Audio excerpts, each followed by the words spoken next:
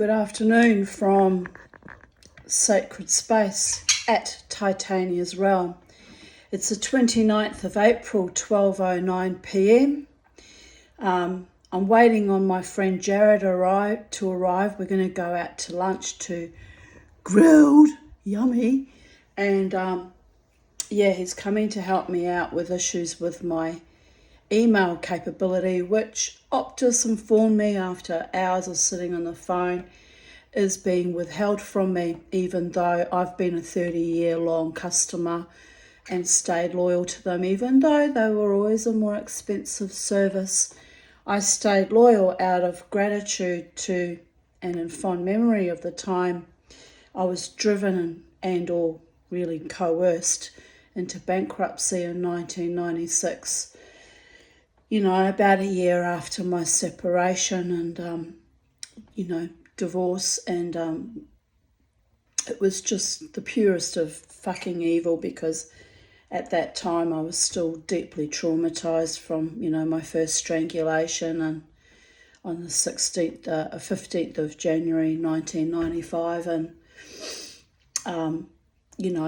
my debts were spiraling and I was panicking, and there was a lot of pressure being put on me by my then mother and her con artist husband.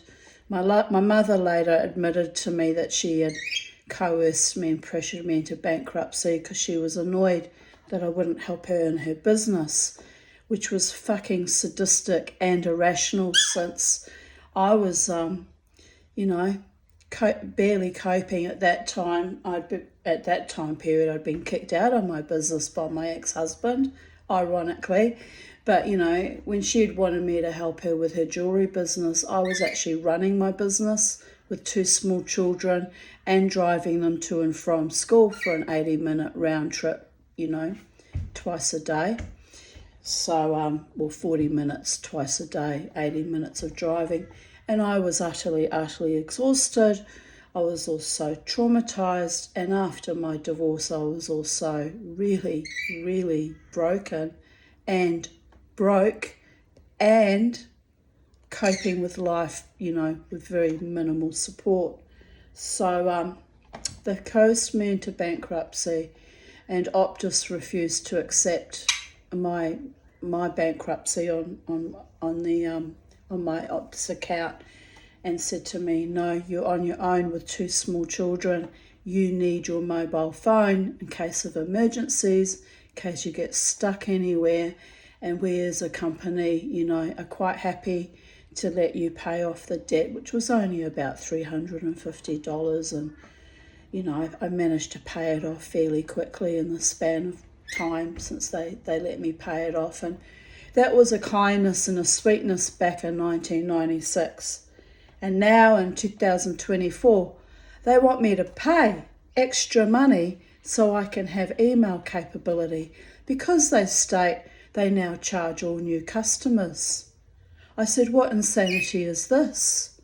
It's absolute extortion and insanity, by the way.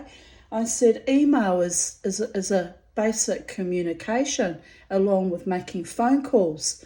I said I needed to make a very important, write a very important email to my urologist today, which now I can't send it to her. Nothing will send from my account. Oh, you can do it for free via Gmail. Well, I don't want to do it for free via Gmail, really, when I'm already paying a lot of money for an Optus account for 3 fucking services. Oh, anyway, it grinds my gears. It grinds my gears. But anyway, I don't know what I'm paying for, actually, since they're now withholding email. What next will they withhold? Curious minds want to know. It feels like a deliberate targeting, by the way, because I've been a long time whistleblower. Many years I whistle blew against all the endemic child sexual abuse going on, and the last 4 years I whistle blew against the COVIDian epoch and the insanity that ran rampant with that. And I'm still whistleblowing because I've been told by my darling friend, who I do adore, not to mosh my head off my neck at gigs anymore, because he worries about, my neck and my health. That's all very fine. But it occurred to me, when he told me on Saturday evening, but I've been thinking about it today. I'm being delegitimised.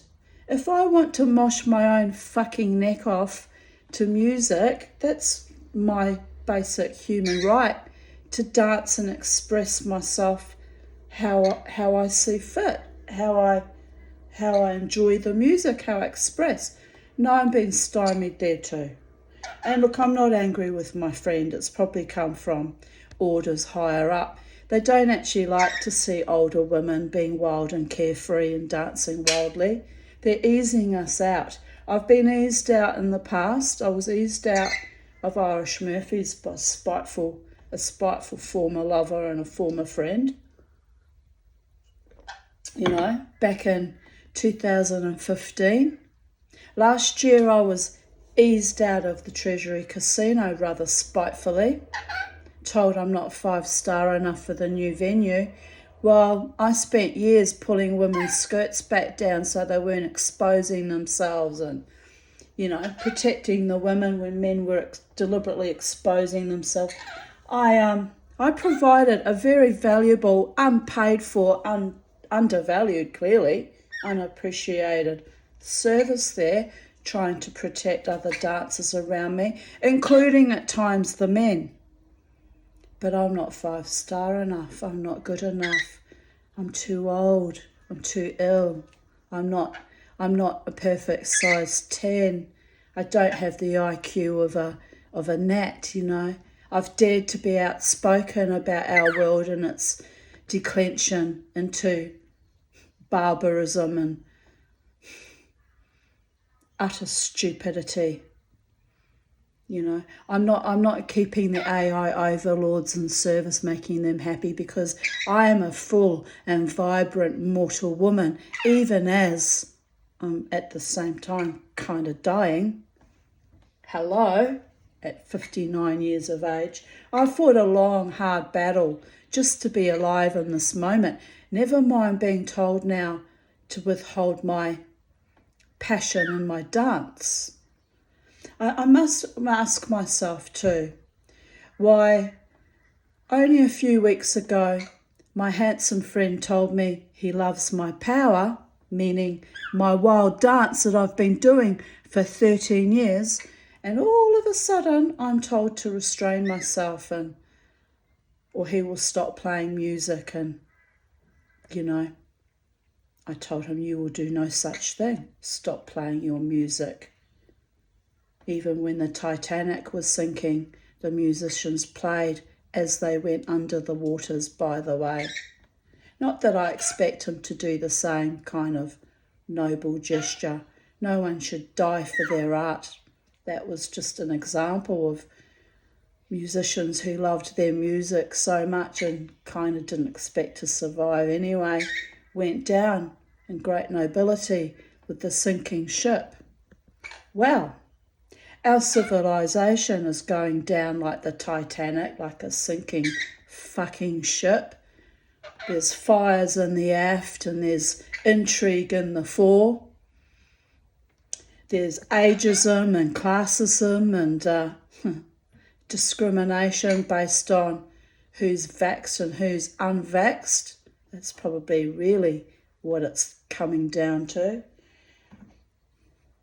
They're afraid of still mortal beings dancing their dance and experiencing their own divinity in their own body for as long as we can, am I right?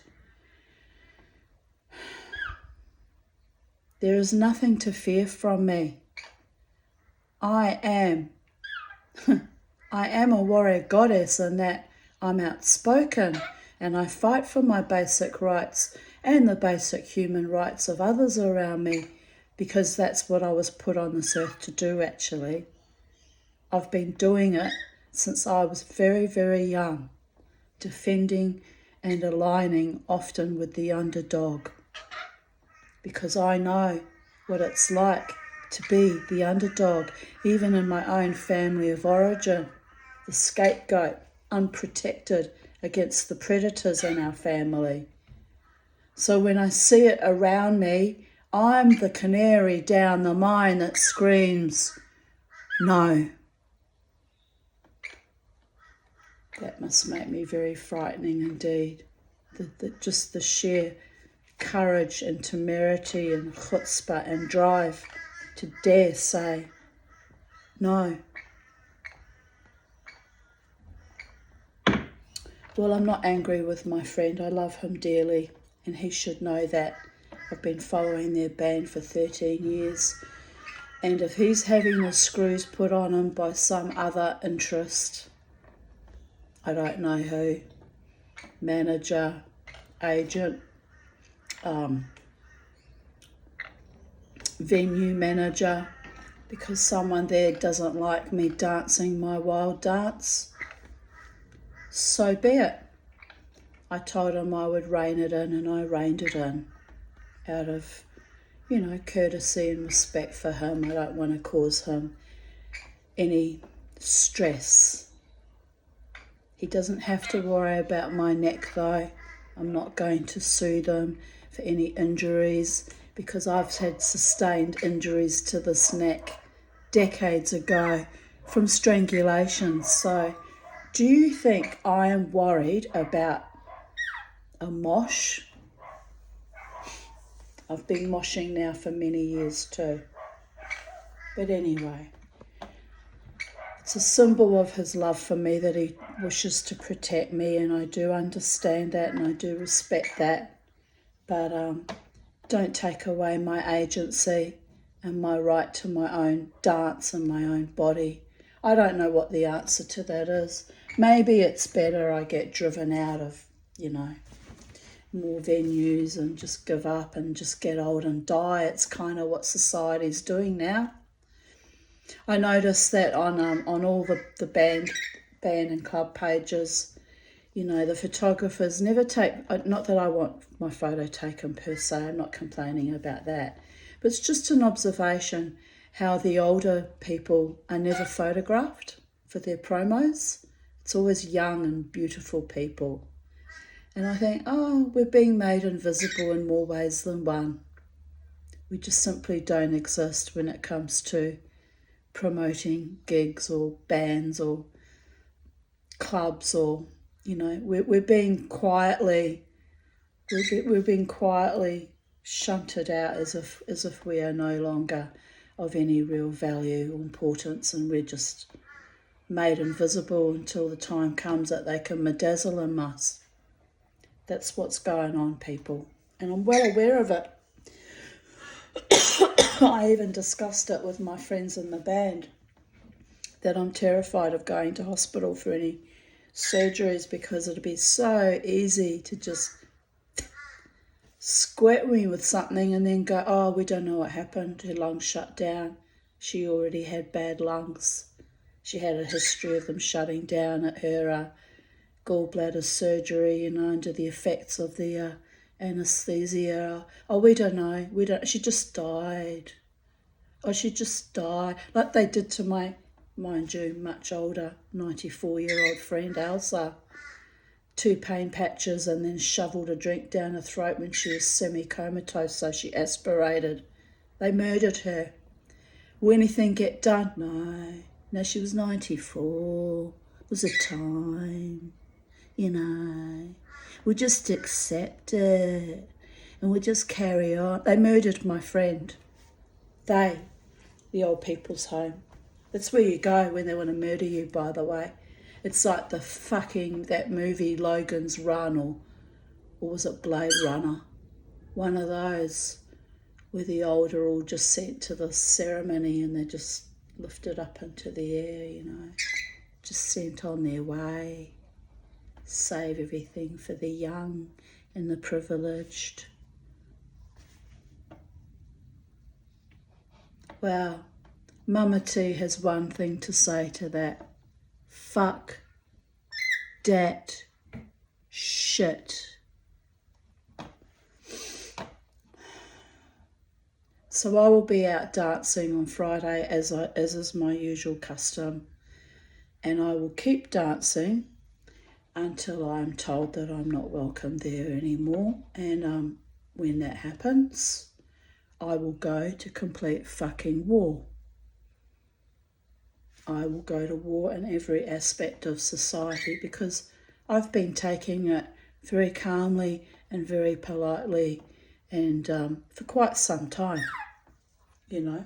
There is no need to sideline and, you know, prevent me from enjoying dancing when I haven't done anything wrong except get old, you know, which happens to everyone, by the way.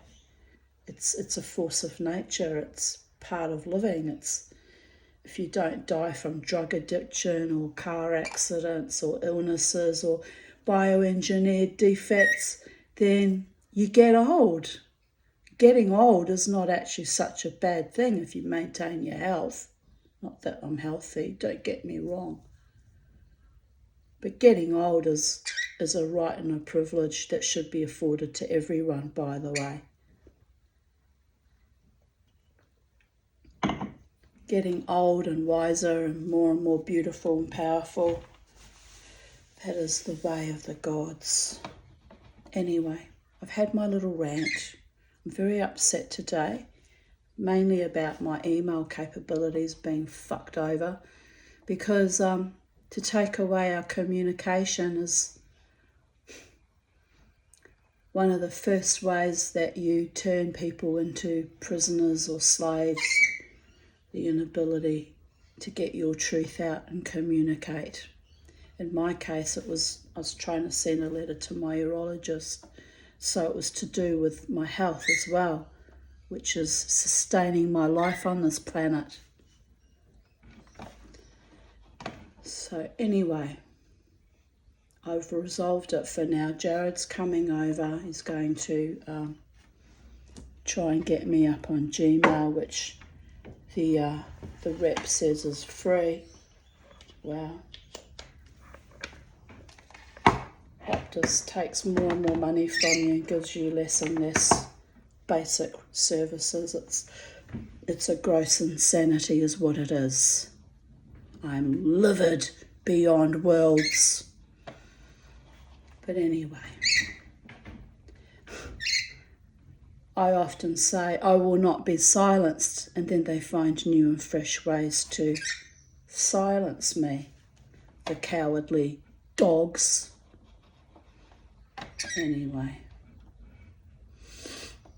memories, 29th of April 2024. Prescient discernment and Ramon the rare rabbit kisses, fending off death with aplomb.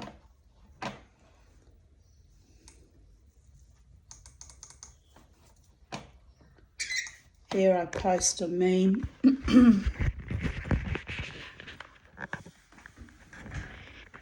Can you read it? Let's have a look. Sometimes I realise in recent videos you can't even read it. I'm trying so hard, but sometimes it doesn't work out, people. But at least I keep trying. Give me credit for holding my own in this fucked up planet of ours. Such a beautiful day. So to Jared, come and let's experience this beautiful day while we have life and joy in our hearts and souls still. But even that is a mark of defiance against what's going on. Anyway, let me read out to you in case you couldn't see it or couldn't read it. People will stop asking you questions if you answer back an interpretive dance. And it's a cute little squirrel doing a cute little pose dancing, am I right? So I won't read again today's report on the Optus and the COVID and insanity because I've already explained it to you why I'm livid. But anyway,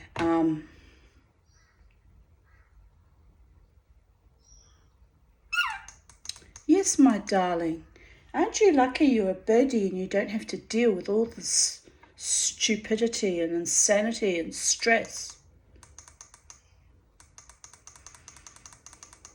Right, 29th of April 2023. Just need a drink of water.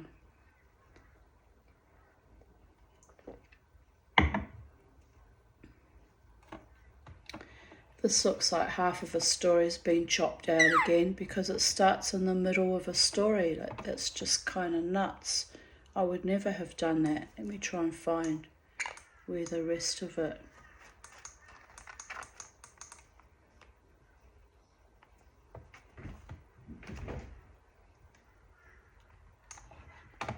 Meh. Alright, I'll read what I've got here because I couldn't get my memories on Facebook to come up so that I could find the missing part of this story. So it's frustrating, and I know I'm incompetent and I'm an idiot and I'm a failure and I'm old now. Why don't I just crawl away and die? Make all the young and the privileged happy. Because I won't. I just won't. That's why. Well, at least not today. Maybe tomorrow or the next day, but I'm joking about that.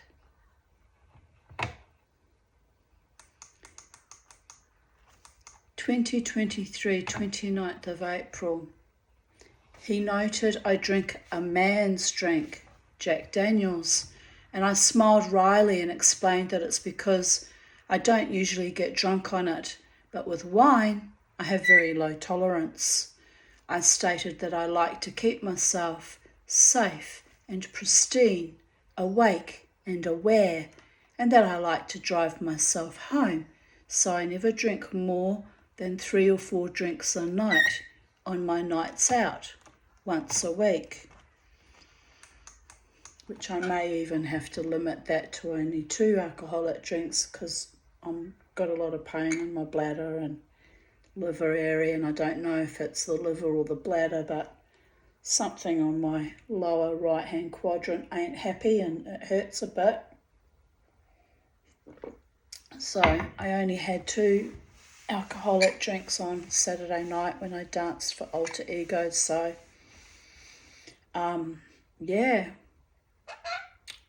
the pain, I had the pain, it started on Thursday or Friday, so it's probably got nothing to do with the Jack Daniels anyway, but that's all I drank all week, so it's weird that I've got pain.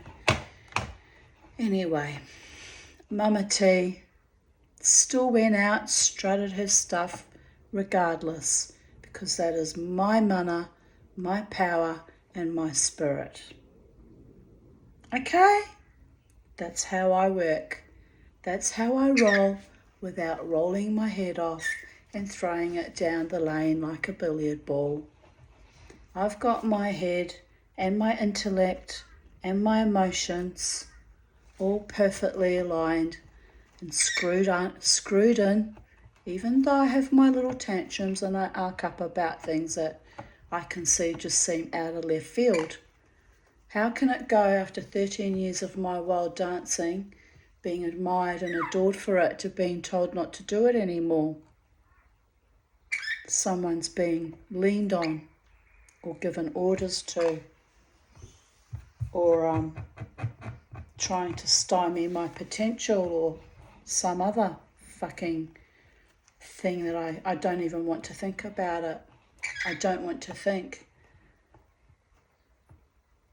of more ignoble treachery than I can poke a stick at. I can't bear to think of it. That can't be correct. But my mind does go there because I've been through it now many times before. But my friend even suggested I come back and dance at the Treasury Casino. I said, what for? I put up with their abuse dynamics for 12 years and then they kicked me in the face, almost literally. When my dog died last year, I said, I don't scrabble around in other people's fecal matter. I move on. I've finally learnt not to go back to places that disrespect and dishonour me, by the way. You know, my time there is wasted. The energy I pour into the dance for venues that treat me like crap is completely wasted, and it's energy I can never get back, because once I expend it and it's out there, I'm depleted after and exhausted. So why would I give that to people that don't even value or appreciate my contributions? It's just beyond evil how they treated me. And I would be utterly stupid to go back and give them more of my time and energy when they were so disrespectful to me. I'm talking about the Treasury Casino Live Wire Bar here. Anyway, I was actually at that venue because this was just before I got eased out or harassed out, right? By the tech guy and the security, actually. Isn't that weird? Little Amy, the manager, didn't have the cojones to confront me outright. She sent her little henchman to do it because she's a coward. I abhor two-faced, backstabbing, front-stabbing cowards, by the way. I abhor those kind of entities. Lowlives is what they are. Anyway.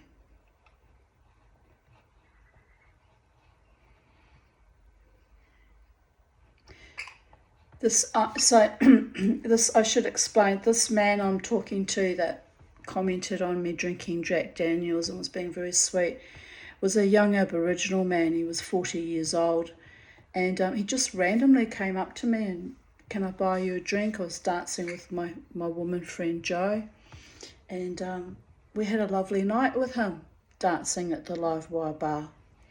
It was a bit astonishing because it's rare that men come up and actually dance with us and spoilt us with drinks and treated us with such sweetness. A rarity. It's a rarity that I let them even dance with me because a lot of them were so fucking acopic and sleazy and psychopathic that I'll be just like, no. But this young man was actually delightful. His name was Cecil. Very nice. Yes, it was Cecil. Very nice man. So anyway, I asked him what he was drinking. He said it was Red Bull. I wrinkled my nose wryly. A half-truth. I thought, Red Bull gives you wings. For real. Heart failure. But so does alcohol or any other poison. But I kept my dark thoughts to myself.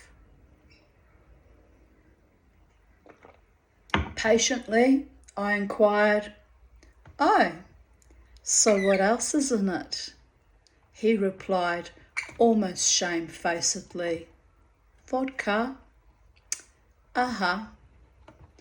So there we sat, convivially imbibing our relational poisons.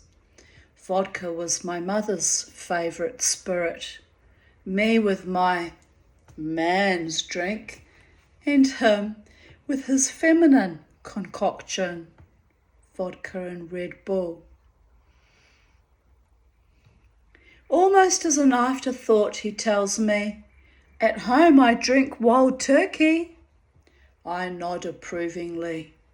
Ah, yes, bourbon, good, a wild turkey for a wild jive turkey. We like the wild ones. We do. I'm trying to think if that wild turkey turns him mean as a cut snake at home, and that's why he drinks vodka and Red Bull when he's out. He seemed a gentle spirit, but one can never be certain. Indeed, one can't. Anyway, he tells me he shoots roos for a living, and unusually, I ask him if he ever caught camels to ship to Saudi Arabia out at Mount Isa, as I have heard that it pays good money, and at least you deliver the animals alive, which I much prefer, and I should really go and do that one day, just for the sake of heaven, some kind of adventure. But I'd have to do it in winter as I wouldn't be able to tolerate the heat in Mount Isa in summer. It would literally kill me. So there is that. He looked at me in astonishment and said he had indeed done that job, and yes, it pays very well indeed. I sat musing as Jared's Uncle Carl once suggested I go bush and do that job out at Mount Isa. Maybe when Charlie's no longer with me, hopefully she sticks around me for quite some time, but maybe when that time arises, I will go bush because I'll be all alone. I'll have nothing left to lose, will I? I'll have nothing to worry about looking after, and I'll have no responsibilities, and I'll be able to go completely wild out in the bush doing men's jobs like lassoing camels and delivering them to trains for Saudi Arabia. That would be kind of cool, actually. Uncle Carl also suggested I learn to be a train driver and do the long haul trips to the other side of Queensland. I sometimes regret I did not take him up on that offer, but of course I worried about my sleep apnea. I'm not allowed to drive a car for longer than 3 hours, so how would I go driving a train, am I right? But that was 10 years ago, and I lacked confidence in my abilities back then. Indeed I did. My new friend Cecil tells me I should have gone camel catching after all. I replied, I feared the wild expanses of the outback, trapped as I've always been in city girl mentality in the cloying, choking clusterfuck that is suburbia.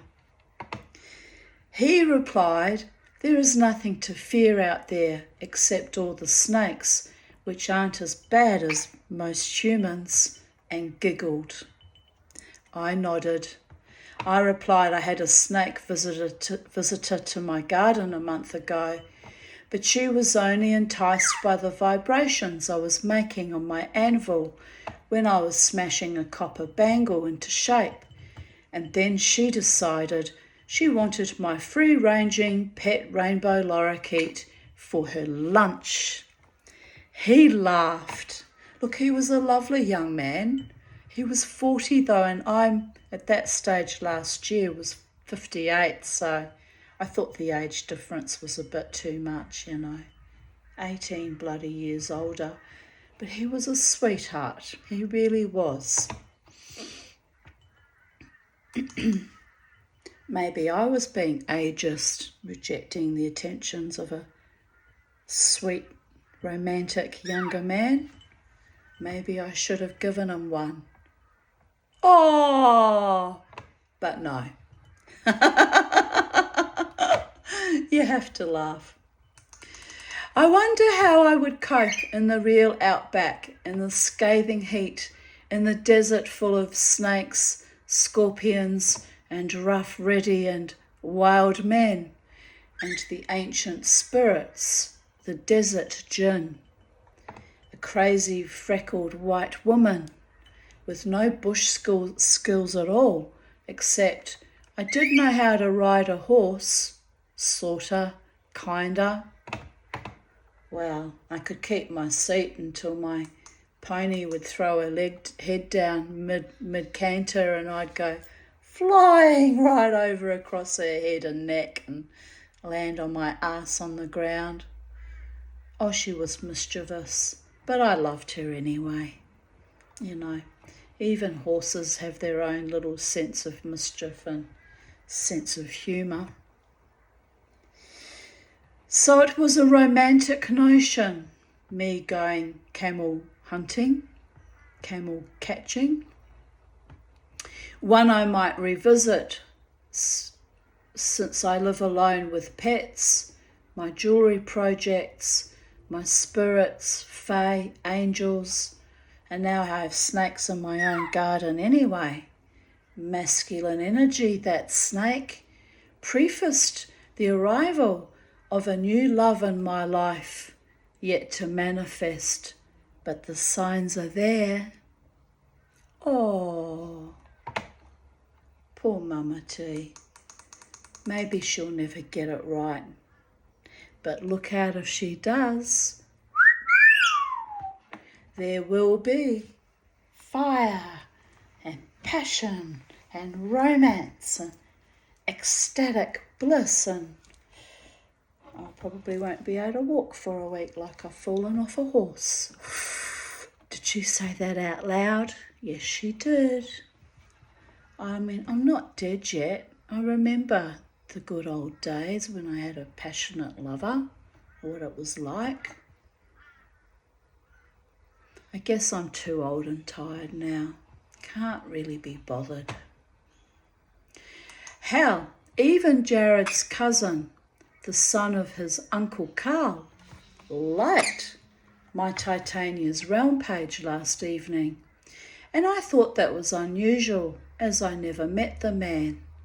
Then the roo shooter / camel catcher briefly lights up my life like a smouldering campfire stoker, and I think, what the fuck, lol? He ran his hands all over my back and massaged. Why does that say we're not charging? Oh, because I haven't plugged this in. Oh, Mama T, you're not going to be catching camels. You're not going to be doing any adventures. You can't even sort your frickin' technology out, you mad cow.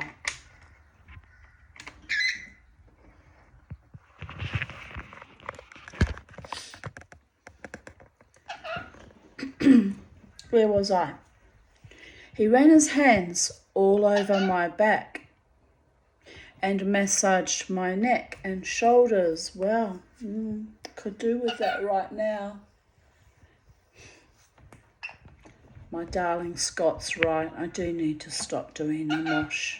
I just don't like the thought of being curtailed and controlled and stymied and held back from my joyful expression, but it does take a week for the pain to go away. And how am I going to catch camels with like a really stiff, swollen neck? I might need a stiff neck to launch lassos at some wild beast and haul it back in mid-gallop. Maybe there's a reason why I'm neck training. Oh dear goddess. That's a positive spin on it though, isn't it? My beautiful, handsome, gorgeous, sexy Scott wants me to get old gracefully and give up the neck moshing and the wild dance. Oh well. Mama T still loves you. I still love you, fully integrated even with my busted neck. Doesn't matter. It doesn't matter, my darlings. I will dance as he suggested with my feet. And I will nurture myself because he's right. Let's face it. The subtext is no one else is going to ever fucking do it. So I have to hold my own. Head high. Neck stretched as much as I can with grace and aplomb.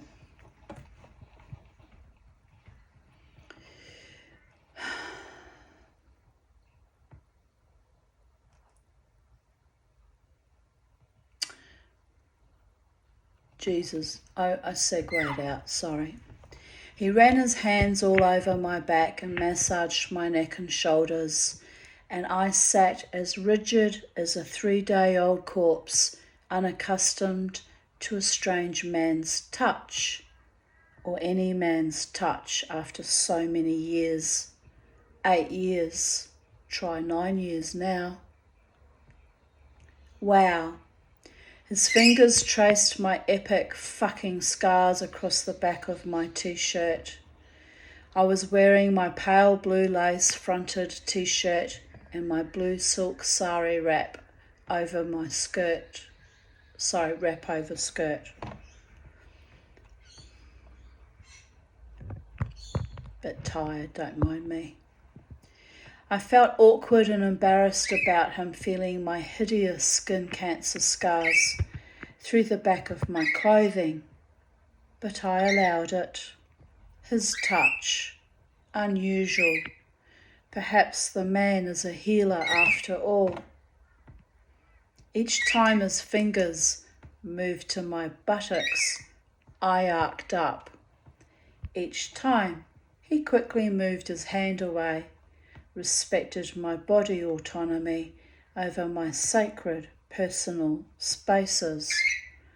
But there was more intimacy in stroking my ugly scars, to be honest. Intimacy, something I have not actively encouraged in nearly a decade. Such was the brutality of the false and feckless, callow, lost boys. Synchronicities falling like stars out of the seventh heaven or cosmic setups. The Tanya cannot always tell which is which, spelt W-I-T-C-H, or why, or when, or how. But because she is awake, she watches and waits, like grandmother spider, ready to leap into the void. What news from the underworld?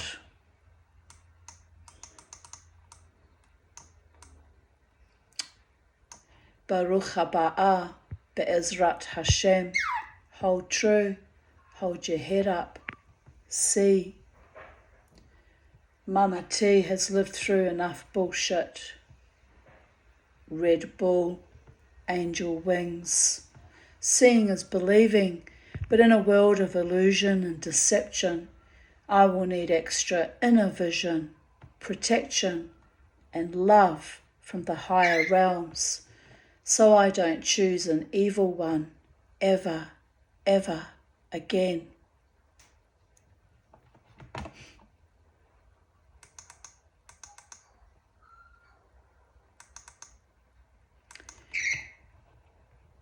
"5:39 p.m.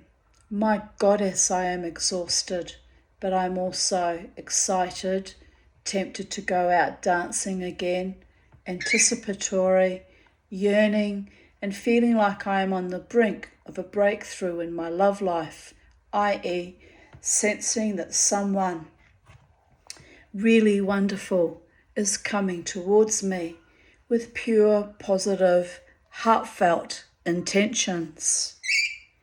And my intuition was on point. That did actually happen last year. Am I going insane, I wonder? Or is it another lure, trap, hell loop, disappointment, travesty? It was. The lovely younger man I met last night did not ask me on a date or take my phone number, so although we enjoyed the dancing, drinking and chatting, and the massaging, I suppose, up to a point, yes, he got too cheeky, he was not interested in pursuing anything, and that was wise, as I already friend-zoned him because of the age difference, which was probably foolish on my part, putting walls up that don't need to be there. But I know one thing. The multiverses are getting me ready for the long-awaited one, my Bichette, my truest, deepest beloved. The one prophesied to me about 30 years ago that I would not meet him until I am 60. I often thought over the last 3 decades how cruel a fate that has been, but like my silversmithing journey, I also had to grow my heart back many, many times and blow life back into the tiny, almost eviscerated embers and fan it gently back into a radiant, passionate heat that indeed utterly terrified my former paramours and lackluster casual fuckers. I had to blossom out in my spirit even at this late stage of life and I had to listen to my wise ones who whisper sweet nothings, but guided me in truth last night. They teased me and taunted me, but the information was accurate. Little signposts along the way. Have I not asked the multiverses to bring me a kind, noble, decent, generous man? Laughing out loud, ha ha ha. So I am paying attention. I am achieving small victories with my triumphant return from the brink of death and the capricious cruelties of former lovers. I am healing. I am sending love out to those around me like a gentle flowing sea anemone, letting my spiraling tendrils of love connect with and or caress those who appreciate me, value me, enjoy my being, and curling into a ball and withholding my light from the rest. Flowing in the timelines, in the song lines, on sacred space, on this amazing country, this vast, ancient land. I go to take the mattress protector off my washing line, iconic Australian Hills hoist, and what do I see but Mothman, almost perfectly camouflaged.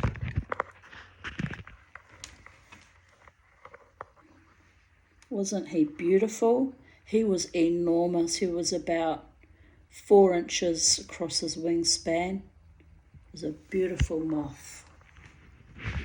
Very, very beautiful and astonishingly huge.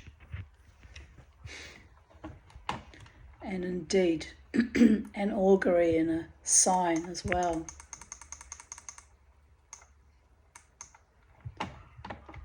My friend Lynn Sloan wrote, "Looks like a wood moth." I wrote back, "He is pretty." I took him off the mattress protector and he seemed stunned for a moment, then flew onto my dress on the white stripes. Then I tried putting him in a tree, but he flew into the white plastic chair. He seemed to want to camouflage on white backgrounds, so I left him alone after that. But when I first saw him, he looked like someone had embroidered him on the fabric, so that was amazing. 10:58 a.m. Awake after only a few hours sleep. I woke up at 9 a.m. My friend Jo checked on me, as she knew I was nervous about the new man friend personage, which was very sweet of her. Mind you, I didn't see him again, nothing came of it. But it was a sign that my true love is coming to me. I was being slowly warmed up to the idea and blossomed out and kind of prepared that someone with true heartfelt intentions was or is still coming. And it was a kindness in a way, because I do get very unhinged and nervous when I start a new romance because of my history of abuse. I always fear the worst, and sometimes that fear means I unconsciously sabotage too. You know, there is that. But there's been a lot of sabotage happening lately in recent weeks, so that is not my doing. So I'm kind of aware of it and unhinged by it again. Anyway, life goes on and my dance will continue, and if I'm kicked out or rejected yet again for just being my own self, it is what it is, and I will just accept it and move on, keep moving on till I'm made welcome somewhere and or eventually die, whichever comes first, because 'tis what it is, people. Humans are not fully human anymore, and life is certainly not what I expected it to be like when I'm pushing 60. Well, I have a year away from that, but you know what I mean. It's gotten ever more frightening and precarious, quite frankly. But all good. I came home alone, as is my usual holding pattern. I realised this morning that all obstacles are being removed from my life, and it's happening on a subtle etheric level as well as in the physical. Me pushing myself so damn hard with my jewellery efforts is just one example. The other is very quick manifestations or answers to my prayers. Driving into the casino last night, I had a spirit say, "Someone is going to give you money." I replied, "Don't be stupid. Why would anyone give me money at the casino?" So I pushed the thought away. But when Cecil approached Joe and I, he randomly stated he earns $4,000 a week shooting ruse and handed me $30. I said I couldn't accept his money as I am not there for that. He said, "It's nothing, mere change." But I said, "I can't take money from men who kill innocent animals, as I am an animal lover," and I went to put the $30 back in his shirt pocket. He looked so deeply saddened by this that I changed my mind. He actually put his head down in deep kind of grief, and it was astonishing, and I felt bad for upsetting him like that, like someone who was trying to do me a kindness, right? But I didn't know him, and that was how he introduced himself to me, flicking money at me, and it felt kind of weird and transactional and kind of in a way inappropriate given I didn't know him. But anyway, when I saw how he withdrew into himself and internalized it as rejection with deep sadness, I actually felt sorry, and I thought to myself, for fuck's sake, I eat dead animals that I love every day. Who am I to judge?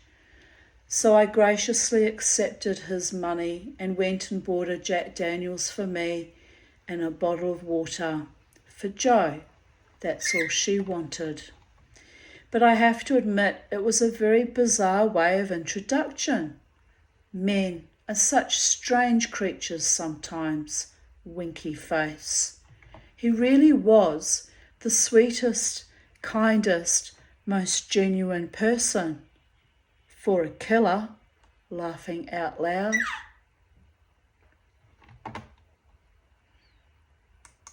So it was a lesson for me to not be quite so rigid and judgmental and fearful, I guess. I try not to be judgmental of other people, but at times I can be a bit concrete and a bit rigid.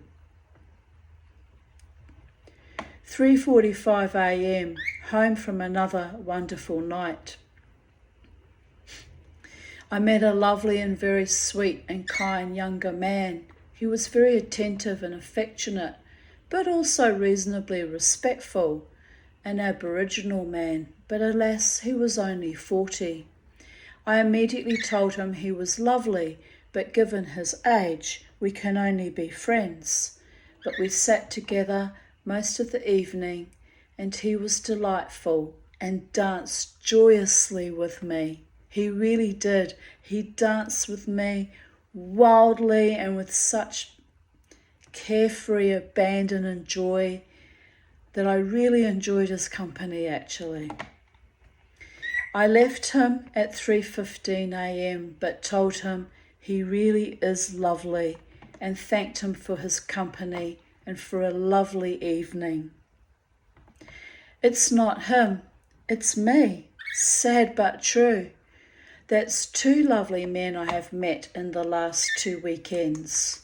A movement in the force.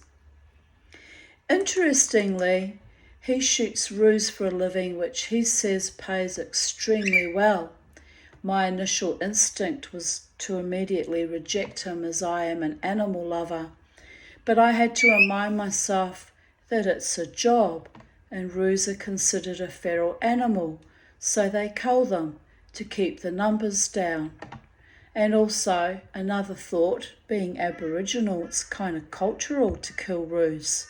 So I wasn't meaning to be, culturally racist against him, but I forgot that important salient fact that for him killing ruse is a completely normal thing, and he's fortunate that it pays well. And here I write, but it's hard for me to allow potential new loves in my life, especially someone so much younger who kills kangaroos for a living. It really upset me when he showed me the photo of all the carcasses of ruse, all hoisted up on hooks in some van that he must drive to wherever he delivers the dead ruse to. It just upset me.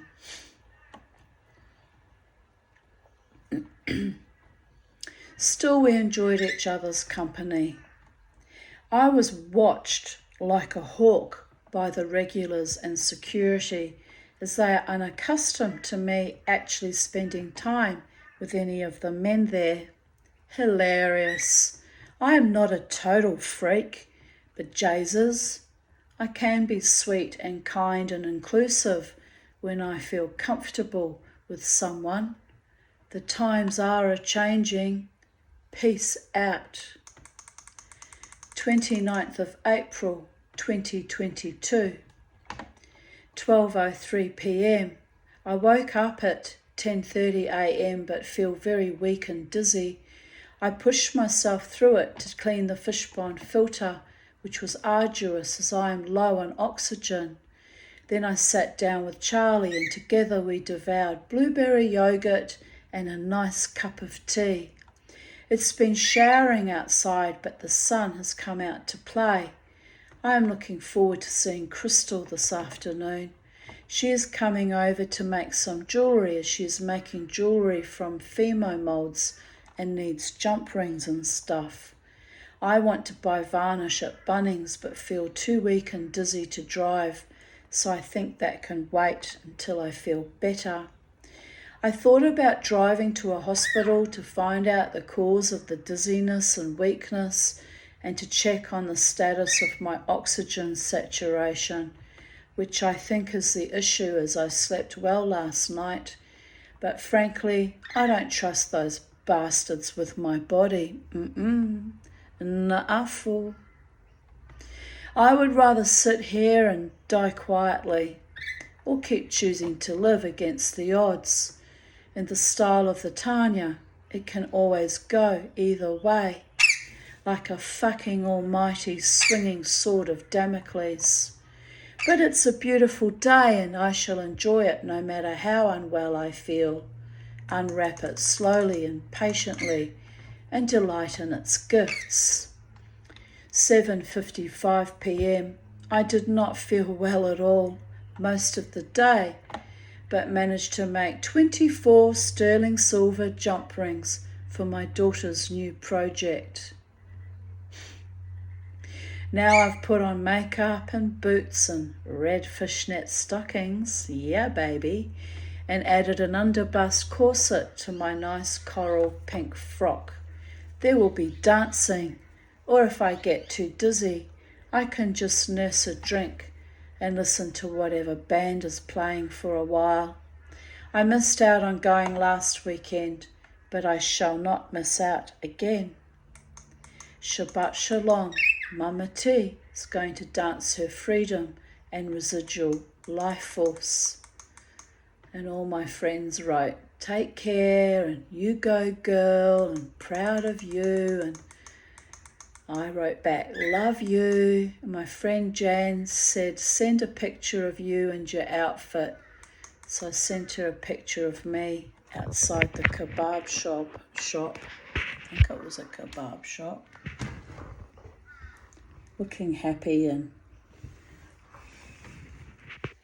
so I've been fighting my own, poor health in recent years by going dancing each weekend, and I would be devastated if some evil or maybe at times well-meaning motherfucker prevents me from my dance. Am I right? It's the only reason I'm still alive, that level of defiance and having exercise each weekend and being out in the world, even if I do avoid quite a few people by sticking my nose on my iPhone and doing my own thing. I'm used to being alone, but I like to be out in the world once a week as well and dance my wild dance. It's my sole joy left to me, really. Don't have family anymore. I don't have many friends left. Jared's coming to see me shortly. He's just messaged he's on his way. But I have two solid friends that I see regularly, and the bands that I dance for on the weekend. So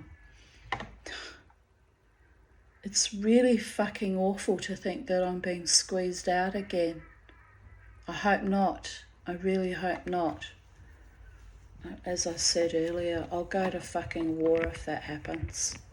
I have a human right to dance and enjoy life as much as any other person on this planet, in spite of the fact that I push myself with my own weakness and my lungs and my bladder and my, concurrent health issues. I still have a right to dance.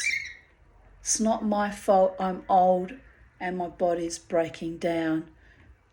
You have no right to stop me from living my best life in the ways I see fit. I'm not harming anyone else.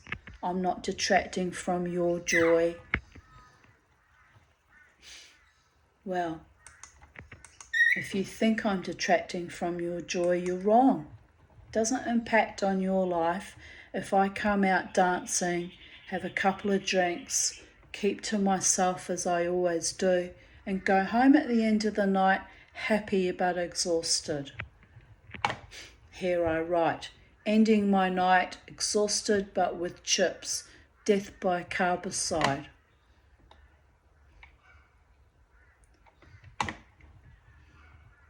To think that people hate me that much that they would try to prevent me from dancing.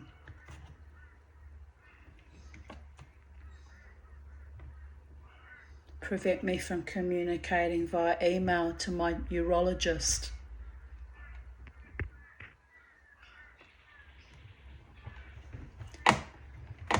Well, they'll just have to fucking midazolam me sometime, and hopefully I won't know it when it's happening, and I'll just slip away, and then they can lie to the rest of society that I died by, my lungs shutting down during surgery or whatever the fuck bullshit lies I'll be telling you all. But I know I'm being targeted, and I'm not paranoid by the way. It's been going on since the COVIDian epoch began. 4 years I've watched this slow, tortured, build me up buttercup and then tear me to shreds. It's not new. It's not a new trope. I've been through it for decades. So when I smell that stink, I do get a little bit frickin' activated, people, for good reason.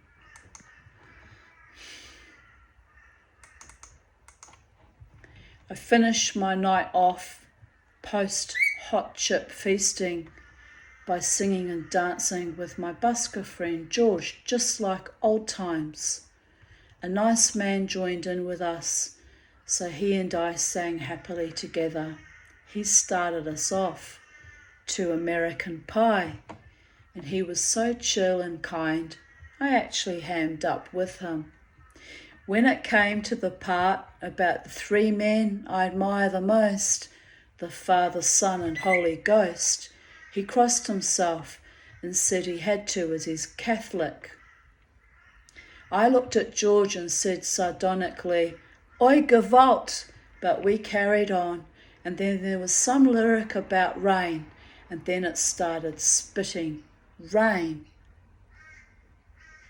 So I said to the nice Catholic man that it's his fault as he called upon the Lord and now we are being rained on. And I said, "You have to be careful with the gods as they are a whimsical bunch and take things quite literally."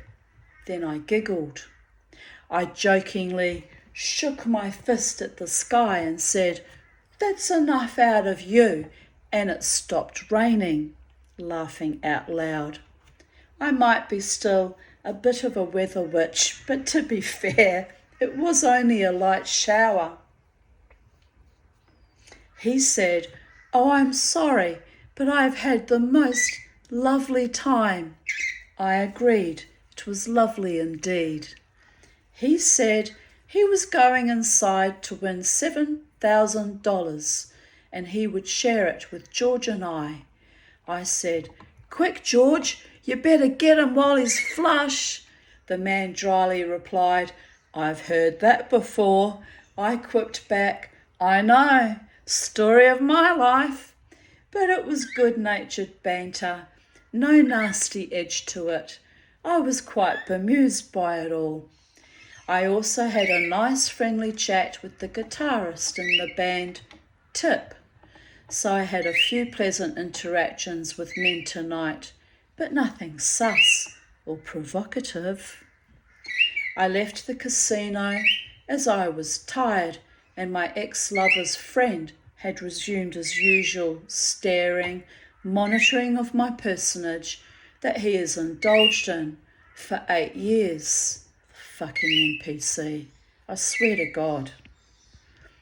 He seemed rather pleased that I was back in my usual spot, dancing as fast as I can to my own oblivion. But I am glad I finished my night off with George and the nice man and another lovely couple who were enjoying George's busking. It's nice when you can pick up where you left off with old friends and or acquaintances and fall into old, happy, grooving patterns. To you, George the busker, not that he watches my videos, but it's out in the ether, flowing love to him for old time's sake. Why the fuck not?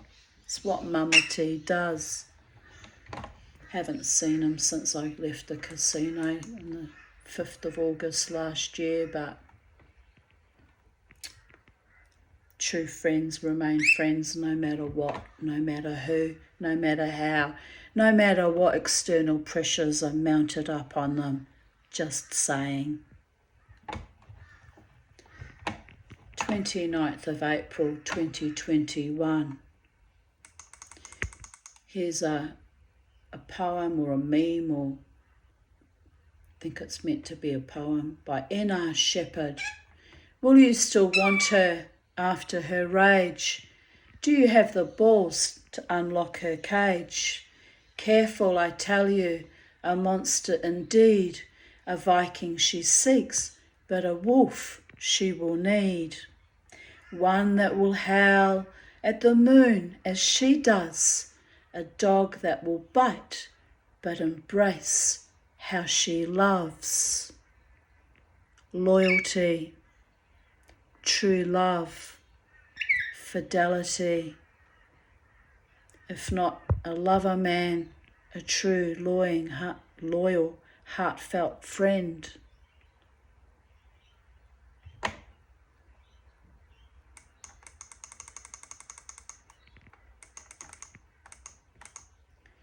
Twenty-ninth of April 2021. I spent the last 4 hours soldering the remaining jump rings and attempting to solder the new tongue on. Epic fail. I need to buy sterling silver chain, as I burnt it all back to copper. I melted the mouth of Snaky too, really upset at my failure, but all part of the learning process. I suppose if I find another cake server similar, I will try casting it in sterling, as I like the design very much. Well, I didn't, but I did find a replacement cake server, and so I did make another one that didn't have a melted mouth. And the casting it in sterling silver is actually not a bad idea, but I'd need I don't have a big enough mould to pour it into, so there is that. But it can be done. It could be done.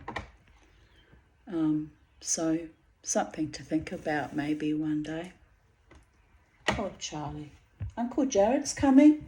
Mama's got to change her clothes because she's got this house dress on, but it's full of bleached Domestos spots, so I need to put something nicer on. We're going out to lunch together. My friend and I takes me out to lunch.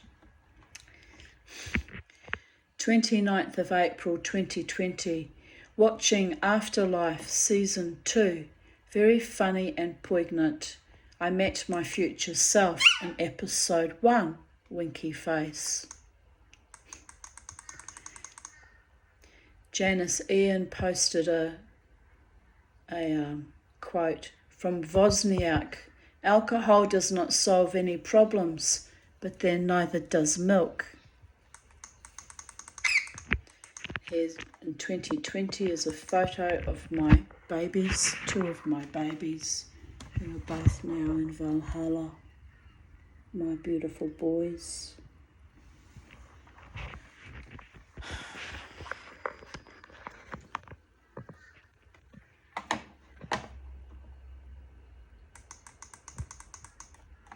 (11:11 p.m.) Another angelic synchronicity. Hold on, babies. The only way out is through.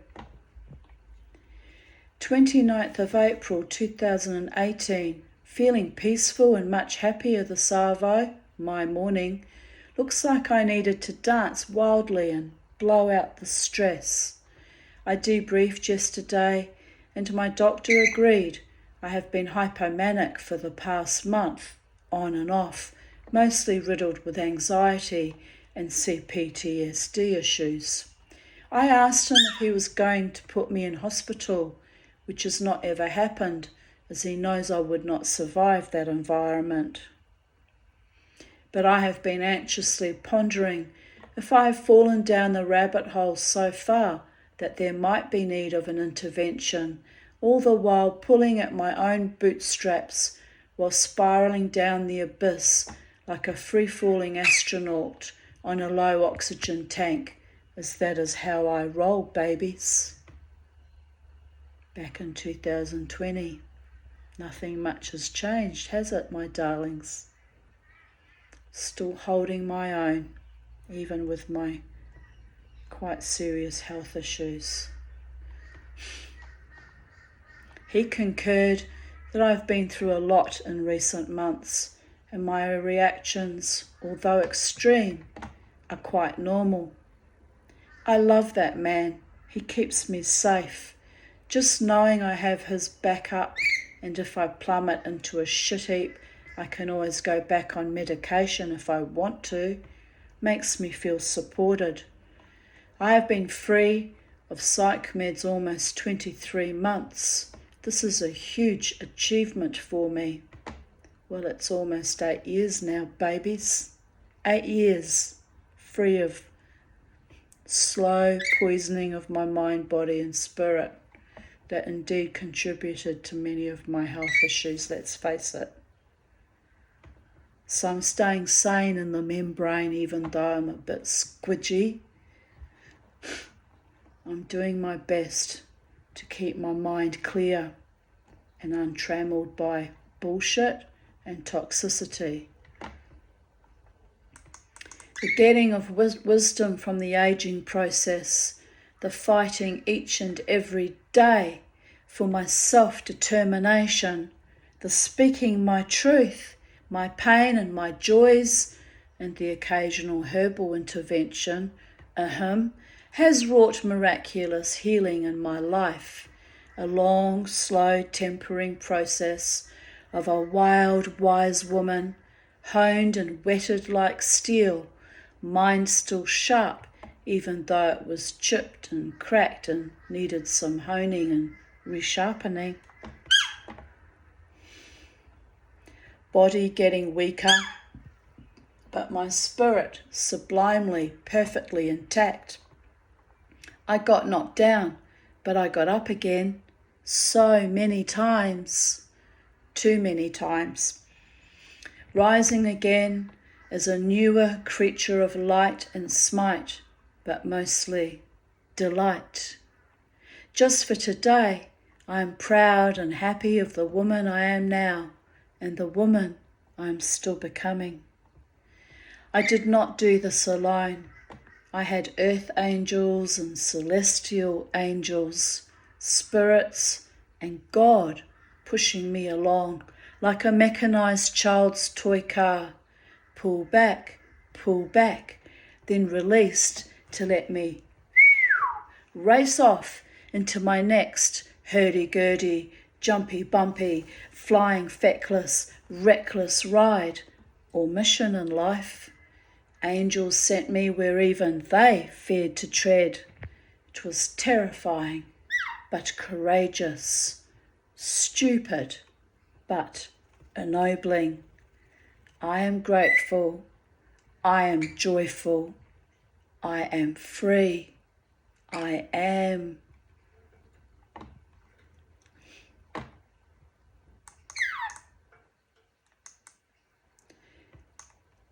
Here I posted an article on sciencealert.com. Bill Gates thinks a coming disease could kill 30 million people within 6 months, and we're not ready. The chutzpah of it, since he funded all of that. Bastard. 2018. My comment to that was Agenda 21, just saying. Live long and prosper, for tomorrow we... whatever. I abhor fear-mongering doom and gloomers. Forgot their bloomers bullshit. None of us are getting out of life alive, so enjoy each moment, day, month, decades, as if it was your last. I should say, were your last. As like the Terminator, we will all be back if you subscribe to the reincarnation karmic wheel notion. Back then in 2018, I didn't realise they were actually going to pull that stunt that they pulled in 2020. Denial was a long river in Africa.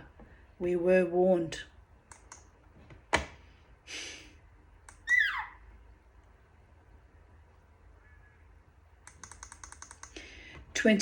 of April 2017, 3:12 a.m.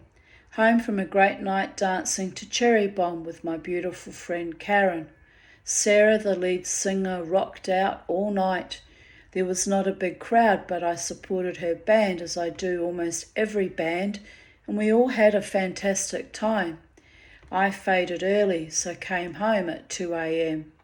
Lying in a hot Epsom salt bath, coming to terms with my flagging energy levels and painfully sore feet, but really fortunate and happy and grateful to have fulfilled my dream, to have some fun, 6 years of it, before I die. From the comment section, I really pushed myself as asthma is brewing up a storm, but not too bad as yet. I only had to take my puffer at 1ish as I was struggling. Dancing has strengthened my legs, hips and tuchus, but my lungs are never going to be much good, although I have noticed that I get less frequent bouts of asthma and bronchitis than when I was young. Awesome. Well, That might have been true in 2017, but I got slammed with it in recent years.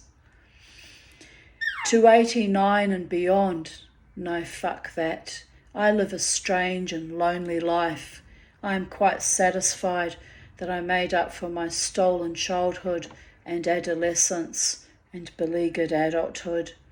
I am happy to pop my clogs at any given time, if the gods allow it. They certainly won't allow me to have a partner. Lol, tough gig. All money, all travel, still wishing, hoping, manifesting. But I have some beautiful friends, my daughter at a long distance, and the animal kin. Some long-lost cousins, and the richest asset, my own self. Ha ha, I will never be slim. First thing I did when I got home was draw a bath, make a cup of tea, and brought a bowl of Waddy spaghetti. Forgot to eat dinner last night. And a block of popping candy chocolate on the bath caddy. I did not eat much chocolate as I had to move it away further from the dog. He was thrilled to be allowed to lick the bowl after I finished the spaghetti. Then he made weird whining sounds, almost like singing, as I was playing your video of the song Sex and Candy, one of my favourite songs. Then I said, "Who's that casting devious stares in my direction?" "Why, honey, it surely is Beauregard." He whined and smiled and sang along. Sweet guy, very romantic, loving and genuine. Ahem. My dog child is a decent bloke. I love a man who sings to me or can make me sing. Winky face. Been up for an hour. I put Charlie outside in his cage as it is a lovely sunny morning. I boiled and devoured 6 eggs, 2 tiny silky eggs and 4 normal-sized ones. Now back in bed as I have a headache and need more sleep. Cheers, people. Kiss. Ding, ding, ding. Round 2. Still tired from last night, but fuck it. Life is for dancing and living and flying in the face of my enemies.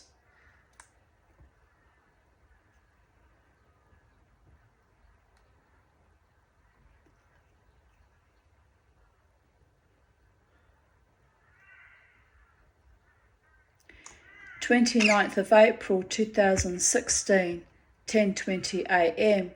Just woke up from a trauma dream about being robbed of Case's house in Wellington Point by the scum shearers, still shaking and hyperventilating. Great start to the day, not.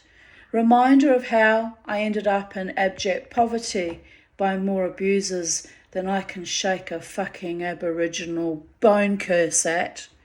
Wish I had, might have helped. Pity I never found a Kadachi man. The Ojibwa Maduan did, however, succeed in settling me, temporarily. Good magic, but I need a refill.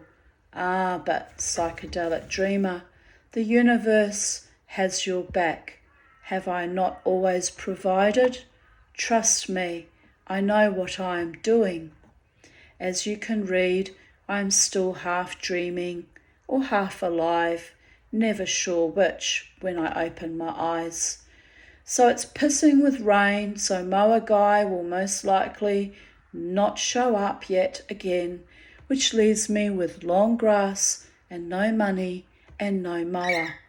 Another problem that was exacerbated by liars and letdowns. Breathe in and out, rinse and repeat until you die. I was on a euphoric high yesterday, overflowing with love. Then this morning, bam, back in the room. Wake up, dreamer, reality check. But the love I feel for that man keeps me going. Wishing, hoping, striving, Keeps me fresh and sassy. Insanity, but worth it until next time I crash and burn. It took me a minute to realise I was not in 19 Jellicoe Street, watching my parents' home implode on itself, live electric cabling flailing dangerously as the walls and ceiling and upper story collapsed all around me. A neighbour saved me in the dream by turning off the mains. Nonsense dream, but felt so real. Then a lengthy visit with a lawyer who told me the house was mine and the granny flat was still livable. As if I would ever go back to that hellhole, but in the context of the nightmare, I was so relieved I had a home still and was not homeless. Then I woke up, my bedroom spinning, and I was yelling inside my head, I am not homeless. Here I am safe. A rented government housing commission home, as I can never afford to own another one. Robbed of my marital home, Jellicoe Street, and Hague Road, Loganlea, and even Mum's rental home in Birkdale, by liars, cheats, tramps and thieves. Breathe. All I got for certain is air, life, love, hold on, keep going. I got the shit. Smiley face. Good news, mowing is happening. It was almost orgasmic to hear the grudging, grunting, gargantuan churn of the ride-on. Porn for out-of-control lawn owners. He charged me $80. Bugger it.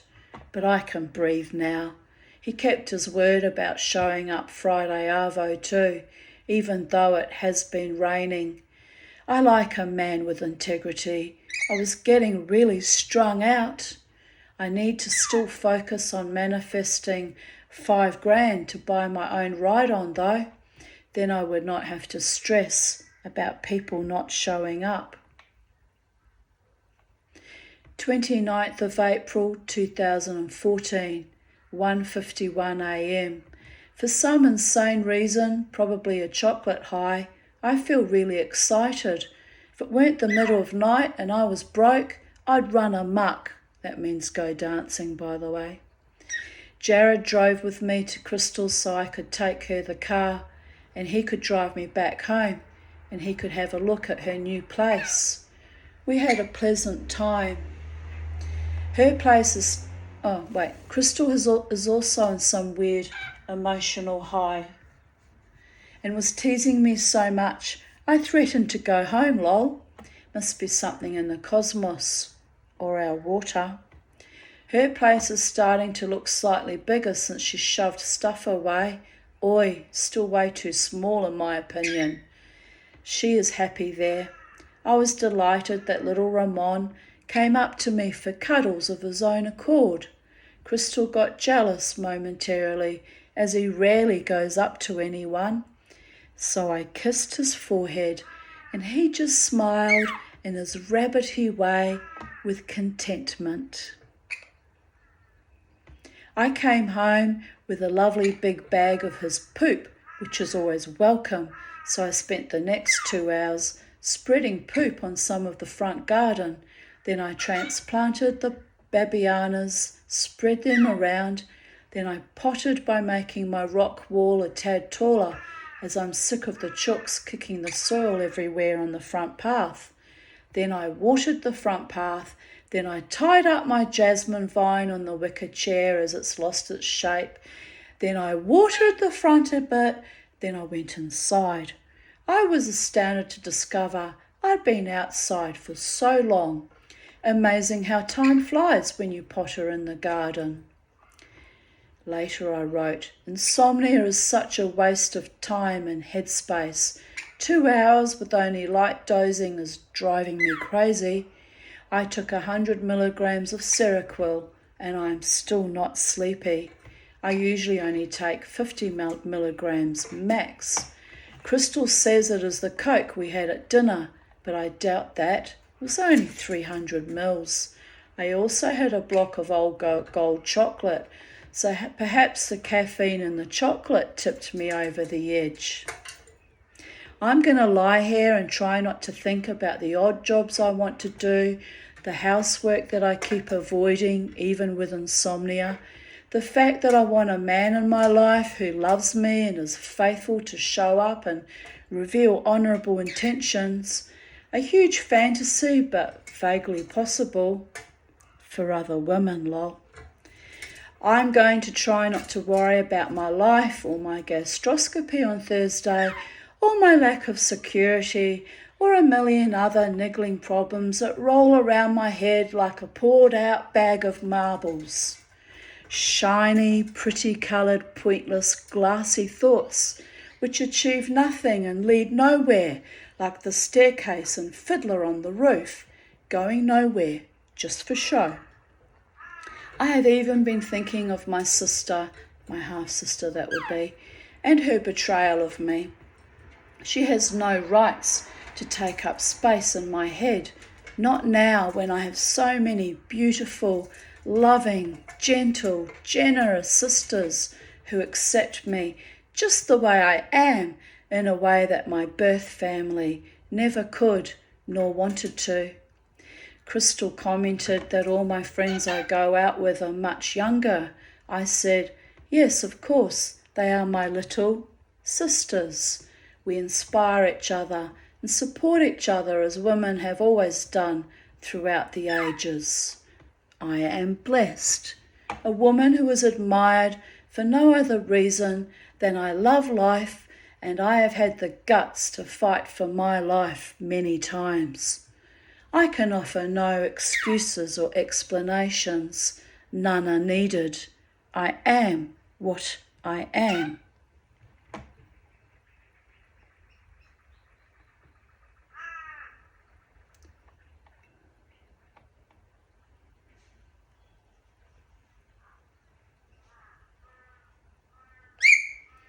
Here I posted an article in 2014, Holocaust Memorial Day.